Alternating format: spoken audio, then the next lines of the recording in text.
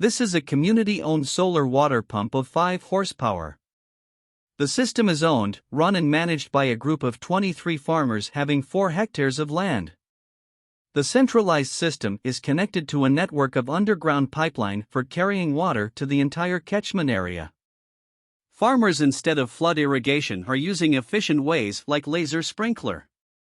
Important, but it's not able to capture. Yeah, you Huh? to go closer. Too close, but it's raining. It's a laser irrigation. Yes. आप बताओ. हाँ, इसको मतलब अगर ये laser के इस पे इरिगेशन नहीं करते, फ्लड इरिगेशन करते, तब इसमें करीब 1 बीघा का अगर हम देखते हैं तो 40 to 50,000 लीटर वाटर का रिक्वायरमेंट होता है.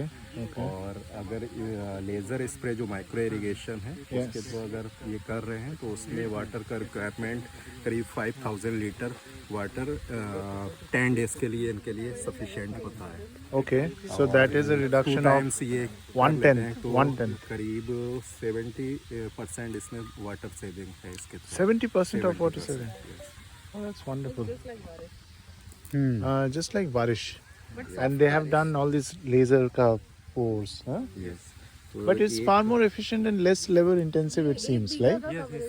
Because इसका जो कैचमेंट एरिया है या फिर जो लेज़र स्प्रे का एक यूनिट है वो करीब 1 एकड़ के लिए है. ये क्या कॉस्टिंग होती है उसकी? इसका कॉस्टिंग 30,000 का अराउंड फॉर 1 एकड़ 1 एकड़ कवरेज. Yes.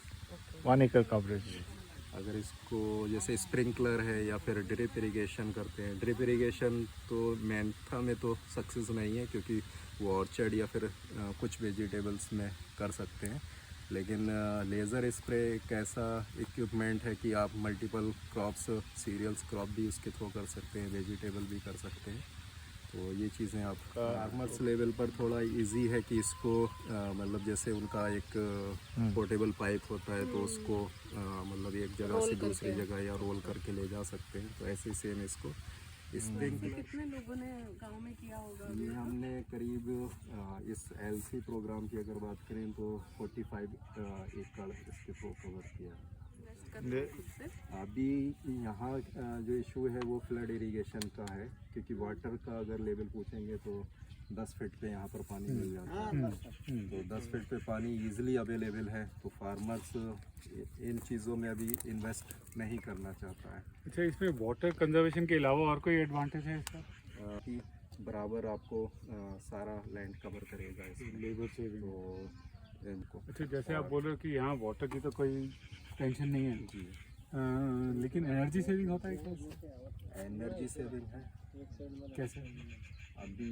अब इनका जैसे फॉर एग्जांपल 1 एकड़ लैंड है, ठीक है, और 1 एकड़ लैंड फ्लड इरिगेशन के थ्रू करते हैं तो 1 एकड़ में करीब 3 to 4 आवर्स लगेगा.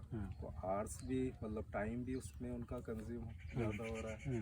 और इसके थ्रू अगर करते हैं तो 1 एकड़ आपका करीब 15 to 20 मिनट्स में इरिगेट